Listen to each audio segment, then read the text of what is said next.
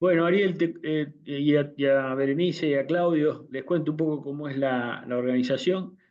Nosotros tenemos un trabajo articulado institucionalmente entre el INTA, al cual yo pertenezco, y Ariel también, la Universidad Nacional Arturo Jaureche, yo pertenezco, y Juliana, que está por ahí también en, en el, en el Zoom, y el Centro de Educación Agraria número 33 de Parque Pereira, que está Alejandro, Pancho, que está acá conmigo, Francisco, y la misma Juliana también.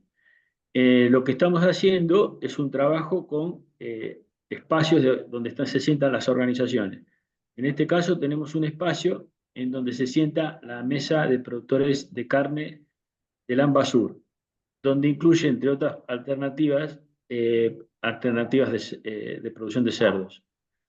Entonces, Ariel Cobo, que es un compañerazo, amigo, y que sabe mucho de la temática, y además tiene una tecnología muy interesante, la de cama profunda, que es muy adecuada a la producción periurbana, le pedimos que nos dé esta charlita, además de incluso los productores, que entiendo que si bien hoy no están, a la noche después se pone en YouTube y te ven en diferido.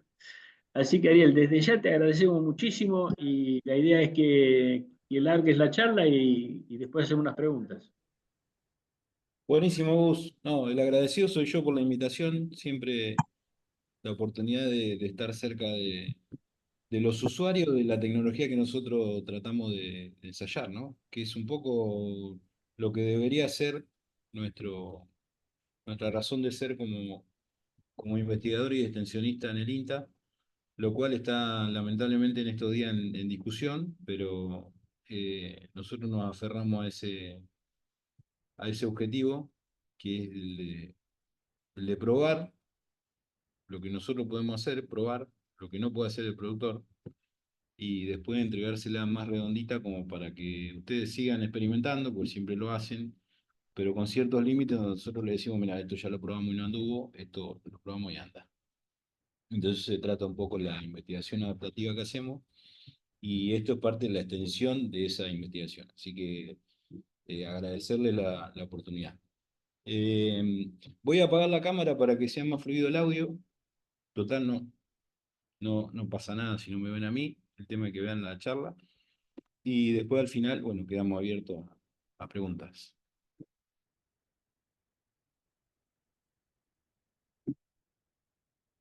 Me dicen si corre bien, ¿eh? Perfecto. Bueno, la primera parte, vamos a dividir la charla en dos partes por una cuestión operativa nomás. La primera charla vamos a hablar de un síndrome de baja fertilidad estacional de la cerda que estamos exactamente comenzando. A partir de agosto, medio de agosto, fines de agosto, empieza una combinación de factores que se reúnen en un síndrome. Vamos a ver qué es un síndrome, de qué se trata esta infertilidad estacional, cómo afecta a nuestras cerdas. Gus, no te pregunté, ¿cuánto tiempo está planteada la charla? La charla era para unas horitas, incluyendo preguntas, pero más o menos, ¿Listo, como listo? máximo. Vamos. No, yo para ver cuánto me puedo extender, porque eso va a depender del ritmo que le imprima a la presentación. Correcto. Vamos a hablar un poco de cuáles son los factores que componen esa infertilidad estacional y cómo con bajo costo vamos a tratar de ir llevando adelante en nuestra granja y minimizando los efectos, ¿no? Identificarlo y prevenir con manejo y bajo costo. Bueno, la segunda parte, que no figura ahí en el temario, que ya lo vamos a ver, es la parte de cama profunda, generalidad, y le voy a contar un poco en qué andamos y hasta dónde estamos empujando un poco la frontera de conocimiento de este sistema de producción, que ya es un sistema de producción, podemos anunciarlo como tal, con algún asterisco en la categoría de lactancia, de maternidad, que es lo último que estamos experimentando y en todo el mundo se está trabajando. Ya vamos a charlar de eso. Pero en principio, siempre comienzo con esto que es interesante para visualizar los problemas que tenemos como pequeños productores, ¿no? Como productores familiares de cerdo, que nos dicen que no somos competitivos y en realidad tenemos ingresos insuficientes de esa actividad, que no siempre es la actividad primaria económica del productor, casi siempre una actividad secundaria, así está caracterizado el productor eh, de la agricultura familiar y el pequeño productor de cerdo, pero no tiene, suele no ser muy eficiente y suele no tener escala, con lo cual no logra ingresos suficientes de la actividad. Pero el mayor problema radica, en realidad, los problemas que vienen de abajo son que tenemos un alto costo de lechón porque tenemos pocos lechones por madre por año, y a ese pocos lechones por madre por año llegamos por dos caminos que a veces se juntan y se sinergizan, que son el bajo porcentaje de preñez y el bajo número de nacidos vivos viables por parto. Esos dos problemas tienen como raíz un mal manejo de la gestación, que suele ser la categoría más castigada por lejos de la granja, del establecimiento, independientemente del tamaño, casi siempre es una categoría que creemos que se banca casi un maltrato desde el punto de vista ambiental, alimenticio, etcétera, y que la verdad que no tiene mucho sustento en la realidad porque es el momento de la siembra si lo llevamos a la agricultura, y si uno piensa que comete un montón de macana en la siembra, bueno, lejos puede estar de una buena cosecha, ¿no? Entonces, haciendo una equiparación de la agricultura y la ganadería en este caso, la gestación sería la siembra y vamos a tratar de ordenar de alguna manera la siembra para tener una buena cosecha. En esta época del año, voy a correr este cartelito que está acá arriba, que no sé si a usted le tapa, pero a mí sí. A ver si puedo. Bueno, ahí está.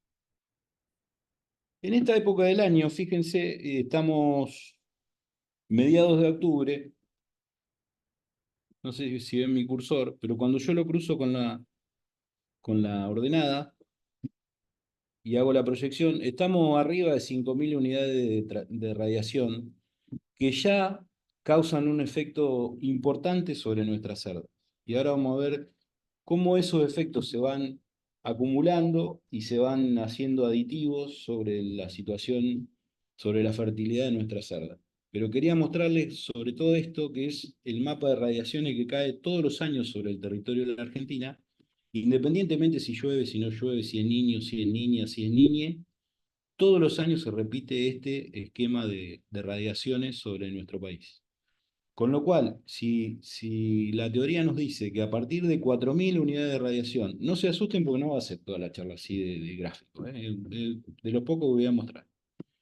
Pero quería empezar con esto porque fíjense que a partir de las 4.000 unidades ya empieza a haber un efecto importante, que eso se produce en septiembre, cuando todavía no tenemos muy presente ni las altas temperaturas, ni el largo de los días, que es otra cosa que influye, la radiación ya empieza a ser un problema.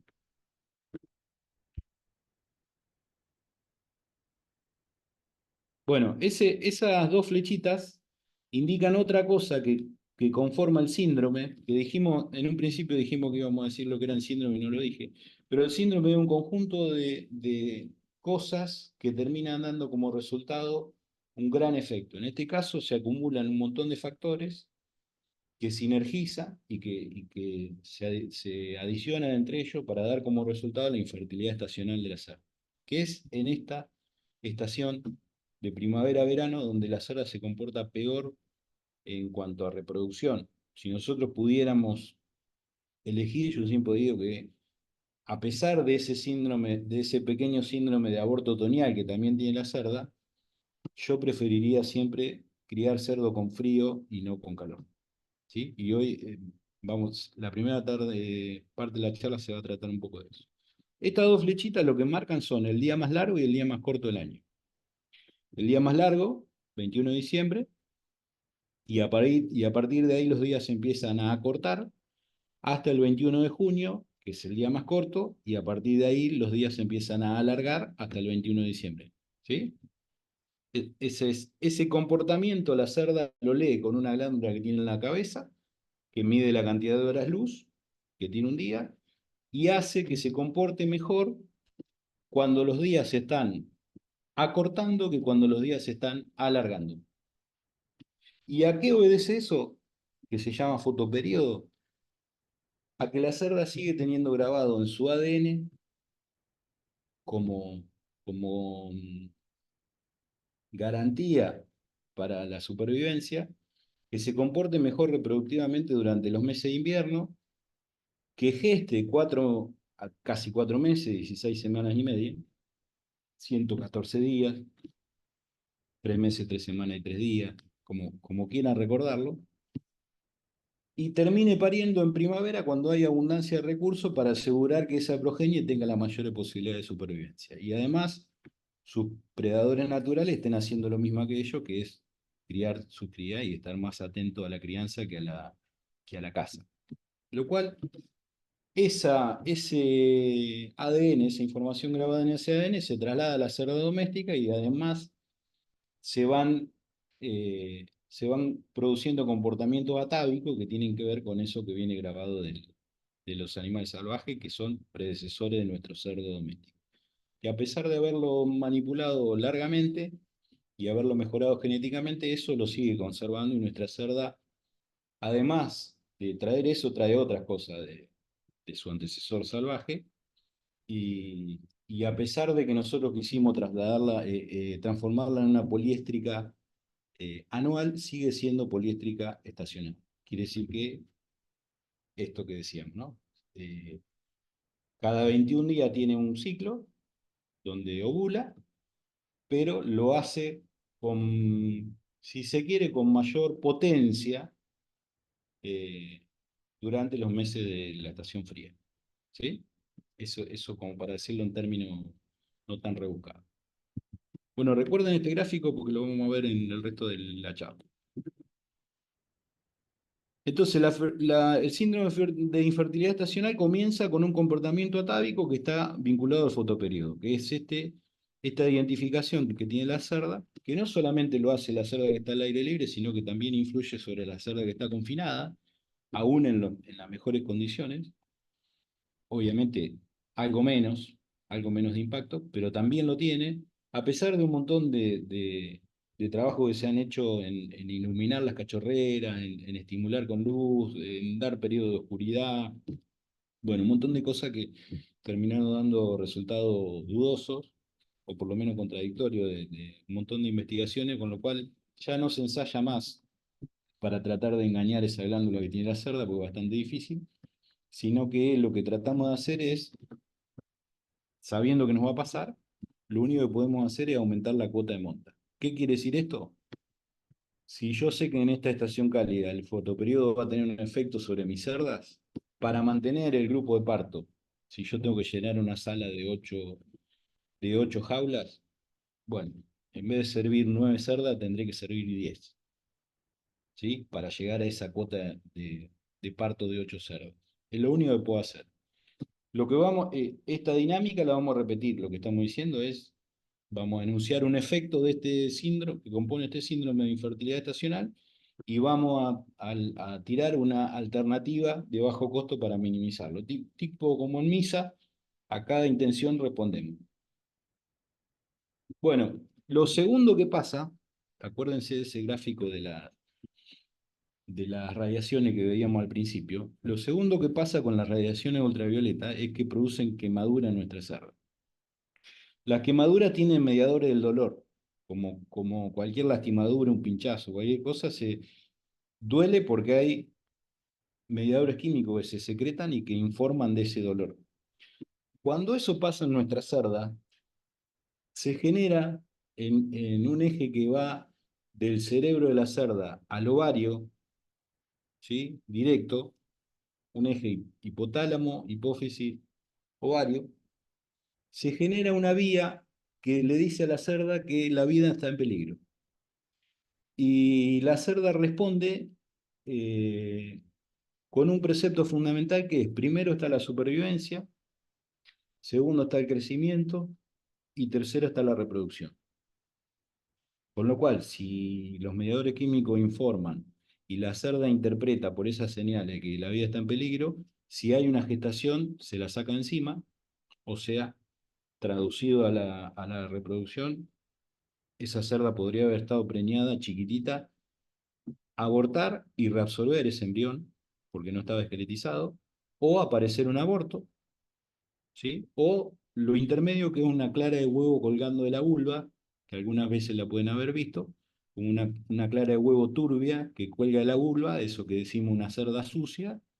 Bueno, esa cerda estuvo preñada y se sacó la gestación de encima. Entre otras cosas puede suceder por esto, ¿sí? Una quemadura del revés de las orejas, por ejemplo, de una cerda, puede secretar tanta prostaglandina F2 alfa y E2 como para sacarse una gestación de encima, ¿sí? De ese nivel de detalle estamos hablando. Con lo cual, decimos que para minimizar este efecto, a partir, acuérdense, de fines de agosto, diría yo, ya podríamos estar obligando a la sombra a nuestra cerda entre las 8 de la mañana y las 7 de la tarde. Pero eso es muy complicado, hay que vivir en el campo, sí. Por eso es tan importante la producción de cerdo, porque entre otras cosas, obligar a vivir en el campo es, es algo que nos interesa muchísimo. Pero bueno, hay gente que lo podrá hacer y hay gente que no. Pero lo ideal sería obligar a la sombra. Cuando decimos obligar a la sombra, es un encierre. Esto lo desarrollamos junto con la NASA y no, mentira, esto lo hizo un productor con algún asesoramiento nuestro de decirle qué hacía falta, juntó unos palos, puso una media sombra, una chapa, le puso agua, lo rodeó del tejido chanchero ese que lo pudimos aportar nosotros por un proyecto, y ahí hay una cerda cada 4 metros cuadrados, más o menos, de espacio, suficiente agua, chupete para todo, con buen caudal de agua. Ahí adentro está la gestación desde que se desteta, o sea, la cerda que todavía no está preñada también está ahí, porque es la que mayor efecto tiene. Ahora vamos a ver qué efecto tiene el calor y las radiaciones sobre esa cerda que está por alzarse. Y cuando suelta, este productor da de comer, con lo cual está haciendo una segunda cosa a favor de la cerda, aparte de encerrarla y que no le dé el sol, que es darle de comer a última hora del día, sabiendo que cuando nosotros nos damos de comer 2 horas postprandiales, o sea, 2 horas después de la comida, es cuando se incrementa la temperatura corporal por el metabolismo de eso que estamos dando de comer. Entonces, ese incremento calórico se da en la hora más fresca del día, tanto en invierno como en verano. Es recomendable dar de comer, si vamos a dar de comer una sola vez al día, darlo a la tardecita, ¿sí? El calor metabólico como concepto es cuando nosotros llegamos a casa muerto de frío, abrigado, y nos tomamos un plato de sopa. Y empezamos a sacar la ropa. Eso es porque la maquinaria que tenemos le pusimos combustible y empezó a trabajar, ¿sí? Entonces, cuando nosotros vemos una cerda, que nosotros vamos caminando y vamos largando aliento por la boca, que hace menos de 10 grados cuando sucede eso, y vemos una cerda tirada en un charco, decimos, ¿esta cerda qué tiene? ¿Está loca? No, no, no está loca, tiene calor. Tiene calor sobre todo si está dando leche y está cerca del pico de lactancia, está pasando un montón de sangre por la ubre, está incrementando su calor corporal, tiene calor, se echa en un charco tranquilamente. Puede estar a ver escarcha, que ella tiene calor. ¿Se entendió entonces? Dos cosas que hicimos ahí con 0 pesos, porque ese sombreadero no cuenta como inversión y, y dar de comer a la tardecita tampoco nos representa nada. Bueno, otra cosa que compone este síndrome y que... Daniel, te interrumpo un segundito, Sí, que Tito y Francisco se habían desconectado, volvieron a conectarse, ¿están bien? ¿Están escuchando? Tito, ¿estás? yo los veo, yo ahora los veo en línea, Sí, ¿no? pero no sé si está todo bien, ¿están escuchando? Sí, levanté un pulgar. ¿O quedaron congelados? Creo que están ahí. Bueno, Ah, seguimos, vamos a seguir. puede ser que esté congelado. Bueno, mientras esté Seguimos, grabando, disculpa. Mientras Estamos estés grabando. escribiendo, seguimos. ¿Te Perfecto. parece? Bueno, otra cosa que compone este síndrome es que, y que lo hace de manera silenciosa a veces, lo compartimos porque tiene que ver con cosas que podemos hacer nosotros sin mucha inversión para que nos vaya mejor con nuestra salud. Es que las cachorras que nacen en otoño son menos precoces. Y vamos a ver si podemos entender esto rápidamente. La precocidad medida en los días que necesita una cerda de edad para llegar al primer celo, ¿sí? Días de edad para llegar al primer celo. Cuanto más temprano suceda eso, más precoz es una cachorra y mejor desempeño va a tener en toda su vida reproductiva. Lo cual no quiere decir que yo la vaya a servir en ese momento. Pero si yo puedo medir cuándo aparece el primer celo en días de edad para una cachorra, es muy importante que sea lo más temprano posible en edad, porque eso es un buen auspicio del resto de su vida reproductiva. ¿Se entiende? Entonces, ¿qué pasa con la cachorra que nace en otoño? Vamos a poner abril. Normalmente una cachorra se alza alrededor de los 5 meses y medio, 6 meses de vida. ¿Sí? 165 días en promedio, una genética tradicional. Imagínense una cachorra nacida en abril que se alza exactamente en el día que estamos hoy, por primera vez, 15 de octubre. Esa cachorra tiene ya de movida todo en contra. Se alza probablemente al rayo del sol, porque todavía no habíamos visto esta charla y no sabíamos la importancia de ponerla en la sombra.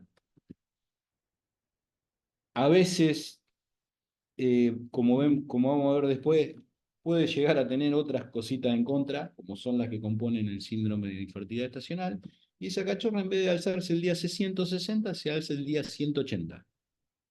Luego, si 20 días, bueno, 20 días suelen ser suficientes y suele ser suficiente parámetro para poner una cachorra y catalogarla como una cachorra precoz y una cachorra que se alzó de manera retrasada. Esos 20 días de diferencia, en dos hermanas, por ejemplo, que tuvieran un distinto trato, nacieron en el mismo lugar, tienen la misma genética, todo, tuvieron distinto ambiente, se alzaron con 20 días de diferencia, seguramente la que se alzó el día 160, la más precoz, tenga mejor desempeño reproductivo en toda su vida. ¿Sí? Entonces, ¿qué podemos hacer para minimizar eso con 0 peso? Bueno, tratar de reponer con cachorras que nazcan en verano. Vos decís, una cachorra que nace en verano, a priori debería tener peores condiciones. No, si nace en verano, a los 6 meses tiene todo el otoño y el invierno por delante, que es la mejor estación para reproducirse, se va a alzar antes, va a ser más precoz y va a tener seguramente mejor potencial genético, que después lo exprese o no, depende de la oportunidad y las condiciones que le demos nosotros. Pero de movida, tener esa cachorra alzada precozmente, respondiendo a su potencial genético, es muy importante para no hipotecarnos de antemano. ¿Se entiende?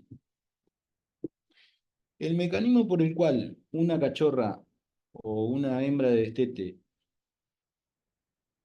alarga su intervalo de destete-celo, eso que decíamos de meter abajo del sombreadero a las hembras que están recién destetadas también, ¿por qué es muy importante medir este intervalo de destete-celo? O sea, el número de días que pasan entre que yo desteto la cerda, que es el momento en el que yo artificialmente rompo la inhibición que producen los lechones sobre la mama a través de la prolactina y hace que esa cerda se vuelva a alzar.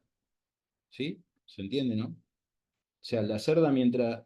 Hay dos momentos o tres en los cuales no se alza en toda su vida. Cuando es cachorro y todavía no tiene la madurez, cuando está en anestro por alguna causa, que puede ser nutricional, patológica o lo que sea, o tener un problema ovárico, y durante la lactancia. Durante la lactancia lo que producen los lechones mamando, un buen número de lechones mamando y secretando leche es que la prolactina es antagonista, es una hormona antagonista de la progesterona y por lo tanto la cerda no se alza.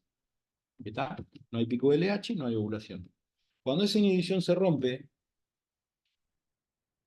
a través del destete, digo artificialmente, pues nosotros decidimos cuando se desteta la cerda, puede suceder también que esa cerda tenga pocos lechones y cuando los lechones tienen 45 días y no los desteté, empiecen a hurgar y a buscar alimento por otro lado, dejen de mamar, esa inhibición se rompa sin que nosotros nos enteremos y esa cerda se alce sin que nosotros la veamos. Eso puede suceder.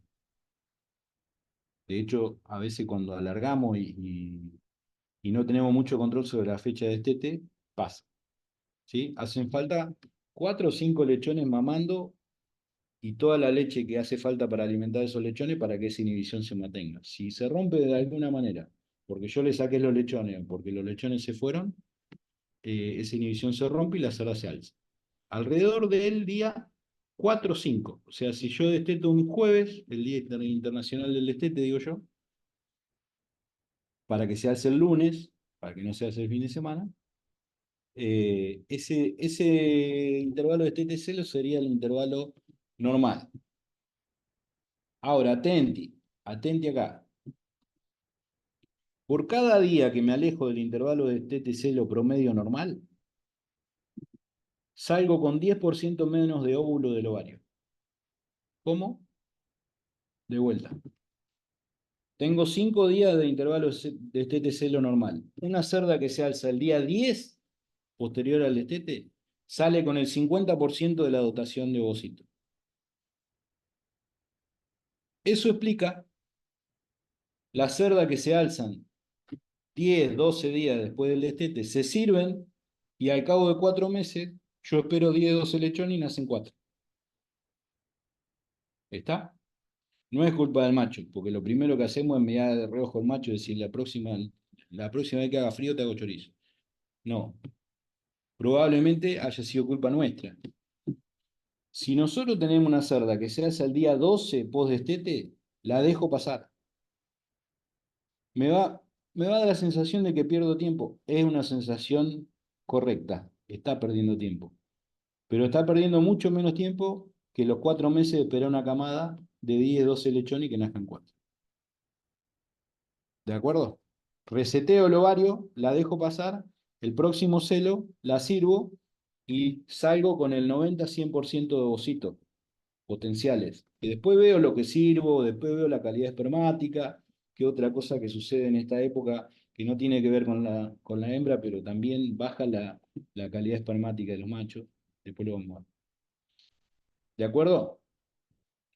Entonces, dos cosas que vimos acá. La precocidad de las cachorras que nacen en verano, o sea, evitar la cachorra nacida en otoño para reponer en mi granja o para comprar, y tratar de estar atento al alargamiento del intervalo de destete-celo y no servir una cerda que se aleje demasiado del día 5 o 6 o destete. ¿Ok? Ya con temperatura ambiente por encima de 30 grados, eh, nuestra cerda empieza a sufrir, aparte de la radiación, ya se empiezan a acumular como capa una arriba de la otra los efectos, aparte del fotoperiodo que dijimos, aparte de la radiación que empieza a mediados de agosto, fines de agosto, empieza también un aumento de la temperatura ambiente que opera de la misma manera que opera la quemadura. ¿De qué manera? Bueno, hay una temperatura crítica máxima que soporta la cerda, que es 26 grados. Qué preciso. 26 grados, sí. 26 grados es un límite superior que tiene la cerda, en el cual está en el límite del confort. Por encima de 26 grados empieza un jadeo en la cerda. ¿Sí? La cerda es muy mala disipando calor. Cuando vean una cerda transpirar, me decía un profesor mío, vayan haciendo el pozo, porque es muy raro que la cerda transpire. Muy mala disipando calor. ¿Cómo lo hace? Bueno, a través de las pezuñas. Imagínense la superficie que tiene de contacto con una superficie fría y húmeda que pueda encontrar la cerda para disipar ese calor. En seco estamos hablando, ¿no? En un galpón, imagínense, en esta época, les diría que abajo de cualquier galpón hace 26 grados. Bueno, nuestra cerda le cuesta mucho disipar la temperatura, empieza a jadear, ese jadeo cada vez se hace más frecuente, eso la hace entrar en acidosis, porque cuando se acorta el ciclo respiratorio normal, entra en una acumulación de ácidos corporales, eso genera de vuelta señales sanguíneas bioquímicas como la prostaglandina, que hacen de vuelta la vía hipotálamo, hipófisis, ovario, y dice, che, la vía está en peligro. De vuelta, la misma señal. Entonces volvemos. Lo primero que debe cumplirse es la supervivencia, lo segundo el crecimiento, lo tercero la reproducción. Si está preñada, se saca la gestación de encima, primero está la vida. Si no está preñada, alarga el intervalo de teticelo y si no, entra en anestro. Muchas veces. Y si está lactando, bueno, la peor situación de todas, corta la leche. Muchas veces pasa que una cerda no puede disipar la temperatura, está echada en una jaula, o sea, no se puede defender de ninguna manera. El que está a cargo no se da cuenta, no hay agua, se queda sin agua. Una situación que estoy describiendo que puede pasar en cualquier lado, ¿eh? Y esa cerda corta la leche, obviamente se mueren los lechones y empieza a peligrar su propia vida porque entra en un déficit hídrico. ¿Sí? Bueno, una de las cosas que podemos hacer, ese productor que decíamos que hizo el encierre y que da de comer a las 7 de la tarde, lo otro que hace durante el verano es disminuir la cantidad de fibra en la dieta. Si yo les digo que tengo un balde de maíz molido y un balde de afrechillo y se lo doy a las cerdas, ¿cuál creen que le incrementa más la temperatura corporal? Acuérdense de ese concepto que veíamos al principio de calor corporal, de que cuando yo echo combustible a esa locomotora y empieza a funcionar, empieza a generar calor, ese calor metabólico. Lo primero que pensamos es el maíz molido, es decir, una cuestión lógica, parece que tener mucha más energía acumulada un balde de maíz molido que un balde de afrechillo. Sin embargo, lo que más incrementa la temperatura de la cerda es lo que más le cuesta digerir. Con lo cual, si nosotros damos fibra en esta época, lo que estamos haciendo, aparte de todavía no haberle hecho un sombreadero, de no tener a veces un buen caudal de agua en los chupetes, estamos incrementando la temperatura corporal por la dieta. Entonces, un buen consejo podría ser, disminuir la cantidad de fibra en la dieta o restringir el acceso al consumo de fibra en esta época. ¿Sí? El del INTA me dijo que no puedo largar la cerda al campo, no pueden comer fibra. No. Lo que digo es, si tengo la posibilidad y si estoy incluyendo fibra en la dieta, porque tengo una granja un poquito más grande, porque tengo afrechillo, porque me dijeron que la gestación tiene que comer afrechillo porque mantiene un volumen digestivo que después lo necesita para la lactancia. Todo eso sigue en pie y está bien. Lo que digo es, si bajamos la cantidad de fibra, por lo menos no incrementamos más la temperatura del azar. ¿Sí? Bueno, la baja calidad seminal también se da en esta época. Otra cosa que se da y que no lo puse acá dentro del síndrome, pues ya era complejizarlo mucho, pero lo que pasa en esta época es que hay alta presencia de micotoxina en los cereales que damos. Y la micotoxina, sobre todo Zearalenone y DON, van muy, muy en contra de todo lo que sea reproductivo. Zearalenone causa abortos, no lo traje, debería haberlo incluido, pero también colabora y también es parte de ese síndrome como varios otros factores que decidí no incluir para no complejizarlo tanto. Estos son los más importantes, lo que tienen que ver con el ambiente. Los puse porque sé que muchos de los productores que van a escuchar esta charla tienen categoría al aire libre y me pareció que si podemos minimizar todo esto que hablamos, reponer en nuestra granja con cachorro nacida en verano, hacer un sombreadero, dar de comer a la tardecita, disminuir la fibra en la dieta, Tened en cuenta que más de 26 grados entra en jadeo. Si veo una cerda jadear, la tengo que mojar, la tengo que poner a la sombra. O sea, son todas cosas que podríamos estar haciendo sin mucha inversión. ¿Eh? Bueno, y tanto para hembra como para macho en condiciones de campo, yo creo que de manera controlada, racional y muy atento a todo lo que pase, hay que hacer char. Miren esto. Miren esto. Esto es una granja de 500 madres a campo. La foto no alcanzó para abarcar toda la cantidad de parideras que hay. Son piquetes separados por eléctrico. Eso que corren por arriba no son cables, son caños de agua que se van pinchando y se van generando charcos. Siempre muy controlado, obviamente, con un sistema muy sofisticado. Se pincha el caño con un clavo. Cuando se controla el caño, el charco se tapa con se emparcha el caño con un pedazo de cámara de bicicleta y se abre en otro lado. Fíjense, muy sofisticado, pero conociendo exactamente lo que hace falta para la cerda. Obviamente cerda de color, que se banca mucho más la intemperie. Cero sombra, en esta categoría por lo menos, fíjense. El único arbolito que se ve allá al fondo está seco y es del vecino, aparte, no es de la granja. Con lo cual, es posible, en condiciones de campo, bajar la temperatura de la cerda. Hay que estar atento, por supuesto. La cerda, cuando llega a esta época, esta casita que está acá, estas parideras móviles que tienen paja dentro, deben tener 117, 120 grados más o menos abajo. O sea que la cerda no es estúpida como para estar ahí abajo. Está afuera.